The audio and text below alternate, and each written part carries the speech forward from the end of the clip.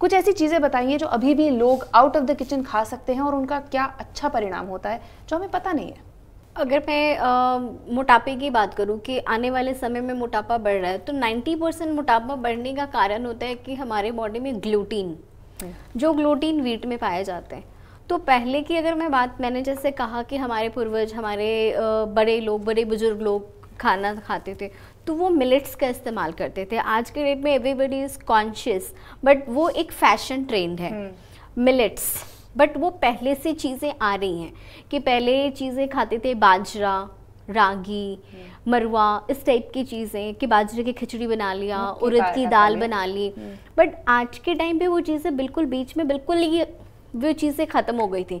But आज आप देखें तो जैसे हमारे प्रधानमंत्री ने भी हमारे लिए वो मिलेट्स डे है, तो पोषक तत्व डे है, इन चीज़ों को प्रमोट किया है क्योंकि वो अवेयरनेस लाने की कोशिश कर रहे हैं। अगर इन चीज़ों को हम अपनी किचन में, अपनी चीज़ों में, अपनी लाइफ में फिर से वापस लेके आएँ तो डेफिनेटली हमें इन चीज़ों की प्रॉब्लम कम से कम फेस करनी पड़ेगी।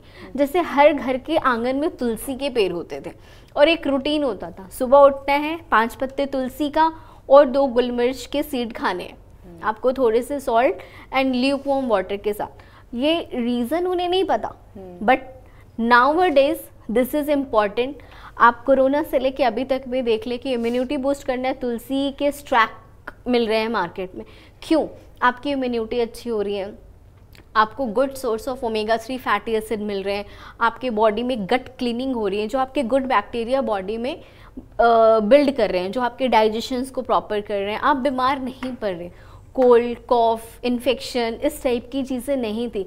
ये डेंगू, चिकनगुनिया, कोरोना, ये हमने आज सुना है। जब हम छोटे थे या हमारे पेरेंट्स जब बड़े थे उस टाइम पे कोई ऐसी बीमारी नहीं थी, सिर्फ फीवर था।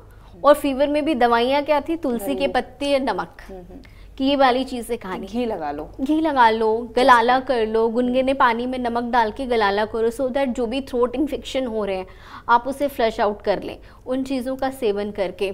या आप बार्ली, जिसे हम बाजरे की बार्ली, वो खिचड़ी ले लो तो ईजिली डाइजेस्टेबल है, गट हेल्दी बना रहे हैं, हमारे बॉडी में न्यूट्रिएंट, जो भी फंगल इन्फेक्शन है, बैक्टीरियल इन्फेक्शन है, उसे क्लीन करने में मदद करें।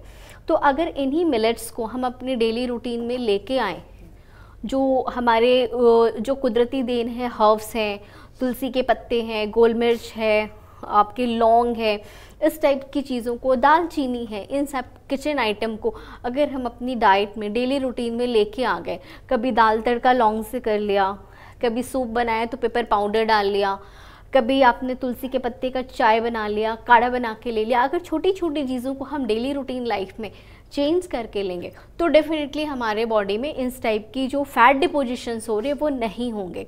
फ्लैक्सीड, अलसी, अलसी खाने के तरीके अलग हैं। आप उसे लड्डू में फ्राई करके खा रहे हो, अपने सारे न्यूट्रिएंट को डिस्ट्रॉय कर दिया।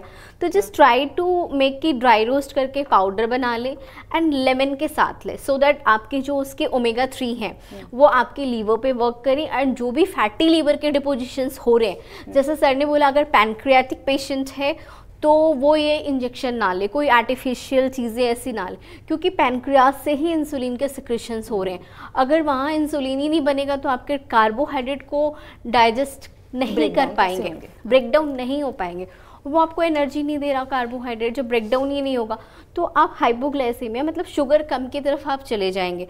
तो बेहतर है कि आप कार्बोहाइड्रेट कम से कम लो, बॉडी में डिपोजिशन ही ना करो। तो millets is the good source of fibre, omega 3 fatty acid and good amount of nutrient, सारे micro and macro nutrient available हैं। अगर हम मिलेट से रिप्लेस करें व्हीट को तो हमें इन समस्या का बहुत ईजिली समाधान मिल जाएगा और छोटी छोटी चीज़ें अपनी डाइट में चेंज करके हम इन परेशानियों से बच सकते हैं।